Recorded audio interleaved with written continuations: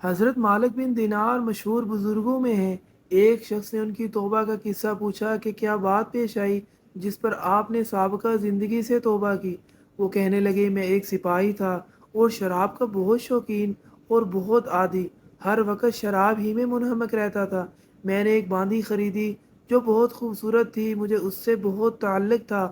اس سے میرے ایک لڑکی پیدا ہوئی، مجھے اس لڑکی سے بھی محبت تھی اور وہ لڑکی بھی مجھ سے بہت مانوس تھی، یہاں تک کہ وہ پاؤں چلنے لگی تو اس وقت مجھے اس سے اور بھی زیادہ محبت ہو گئی کہ ہر وقت وہ میرے پاس ہی رہی۔ لیکن اس کی عادت یہ تھی کہ جب میں شراب کا گلاس پینے کے لیے لے لیتا، وہ میرے ہاتھ میں سے چھین کر میرے کپڑوں پر پھینک دیتی۔ محبت کی زیادتی کی وجہ سے اس کو ڈانٹنے کو دل نہ مانتا۔ جب وہ 2 برس کی ہو گئی تو اس کا انتقال ہو گیا اور اس صدمے نے میرے دل میں زخم کر دیا۔ ایک دن 15 شعبان کی رات تھی، میں شراب میں مست تھا، عشاء کی نماز بھی نہ پڑھی، اسی حال میں سو گیا۔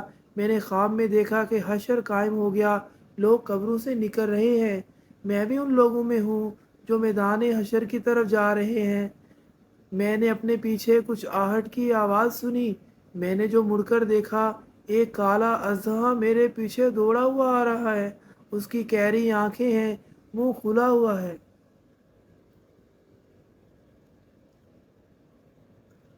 اور بے تحاشا میری طرف کو دوڑا ہوا آ رہا ہے۔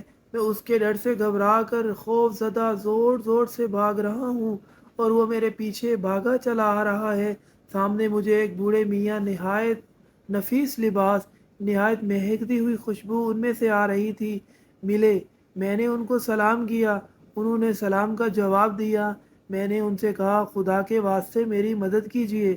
وہ کہنے لگے کہ میں ضعیف آدمی ہوں، یہ بہت قوی ہے، یہ میرے قابو کا نہیں، لیکن تو بھاگا چلا جا، شاید آگے کوئی چیز ایسی مل جائے جو اس سے نجات کا سبب بن جائے۔ میں بے تحاشا بھاگا جا رہا تھا، مجھے ایک ٹیلا نظر آیا، میں اس پر چڑھ گیا، مگر وہاں چڑھتے ہی دوسری طرف مجھے جہنم کی دہکتی ہوئی آگ پر نظر پڑی۔ اس کی دہشت ناک صورت اور اس کے منظر سامنے نظر آئے۔ ان سب حالات کے باوجود اس شام کی اتنی دہشت مجھ پر سوار تھی کہ میں اسی طرف بھاگا جا رہا تھا کہ قریب ہی تھا کہ جہنم کے گڑھے میں جا پڑوں۔ اتنے میں ایک زور کی آواز مجھے سنائی دی، کوئی کہہ رہا تھا، پیچھے ہٹ، تو ان جہنمی لوگوں میں سے نہیں۔ میں وہاں سے پیچھے کو دوڑا، وہ سانپ بھی میرے پیچھے کو لوٹ آیا۔ مجھے پھر وہ بڑے میاں سفید لباس میں نظر آئے۔ میں نے ان سے پھر کہا کہ میں نے پہلے بھی درخواست کی تھی کہ اس اژدہے سے کسی طرح بچائیں، انہوں نے قبول نہ کیا۔ وہ بڑے میاں رونے لگے اور کہنے لگے، میں بہت ضعیف ہوں، یہ بہت قوی ہے، میں اس کا مقابلہ نہیں کر سکتا، البتہ سامنے ایک دوسری پہاڑی ہے، اس پر چڑھ جا، اس میں مسلمانوں کی کچھ امانتیں ہیں، ممکن ہے تیری بھی کوئی ایسی چیز امانت رکھی ہو جس کی مدد سے اس اژدہے سے بچ سکے۔ میں بھاگا ہوا اس پر گیا اور وہ اژدہا بھی میرے پیچھے پیچھے چلا آ رہا تھا۔ وہاں میں نے دیکھا ایک گول پہاڑ ہے، اس میں بہت سی کھڑکیاں، طاق کھلے ہوئے ہیں، ان پر پردے پڑے ہوئے ہیں، ہر کھڑکی کے 2 کواڑ ہیں۔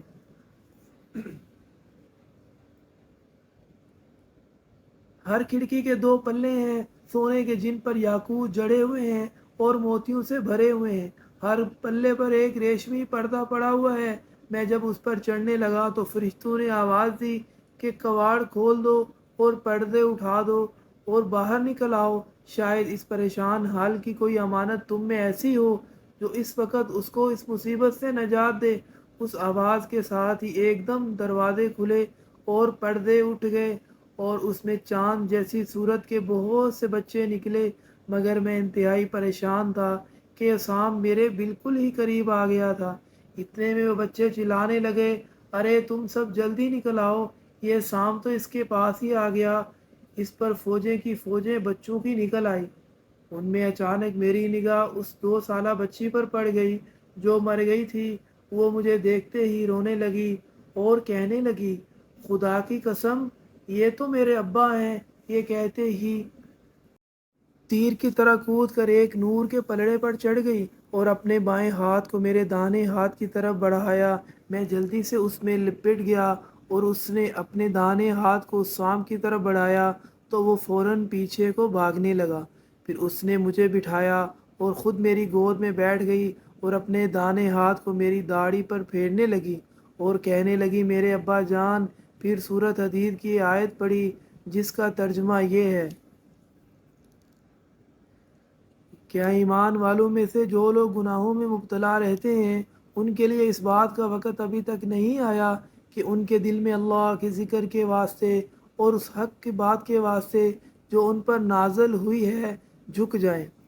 اس کے بعد یہ بات سن کر میں رونے لگا اور میں نے پوچھا، کیا بیٹی تم سب قرآن شریف کو جانتے ہو؟ وہ کہنے لگی، ہم سب قرآن شریف کو تم سے زیادہ جانتے ہیں۔ میں نے پوچھا، بیٹی یہ سام کیا بلا تھی جو میرے پیچھے لگ گئی تھی؟ اس نے کہا، یہ آپ کے برے اعمال تھے۔ آپ نے اس کو اپنے گناہوں سے اتنا قوی کر دیا کہ وہ آپ کو اب جہنم میں کھینچ کر ڈالنے کی فکر میں تھا۔ میں نے پوچھا، وہ سفید پوش ضعیف بزرگ کون تھے؟ وہ کہنے لگی، وہ آپ کے نیک اعمال تھے جن کو آپ نے اتنا ضعیف کر دیا کہ اس سام کو آپ سے دفع نہ کر سکے، البتہ اتنی مدد بھی کر دی کہ بچنے کا رستہ ہی بتا دیا۔ میں نے پوچھا کہ بیٹی تم اس پہاڑ میں کیا کرتی ہو؟ وہ کہنے لگی کہ ہم سب مسلمانوں کے بچے ہیں، قیامت تک ہم یہاں رہیں گے، آپ کے آنے کے منتظر ہیں۔ جب آپ سب آئیں گے تو ہم سفارش کریں گے۔ اس کے بعد میری آنکھ کھل گئی۔ اس سام کی دہشت مجھ پر سوار تھی۔ میں نے اٹھتے ہی اللہ جل شانہ کے سامنے توبہ کی اور اپنے برے افعال کو چھوڑ دیا۔ یہ واقعہ میں نے فضائل صدقات سے لیا ہے، صفحہ نمبر 773 سے 776، 773 سے 776۔ جزاکم اللہ احسن الجزا۔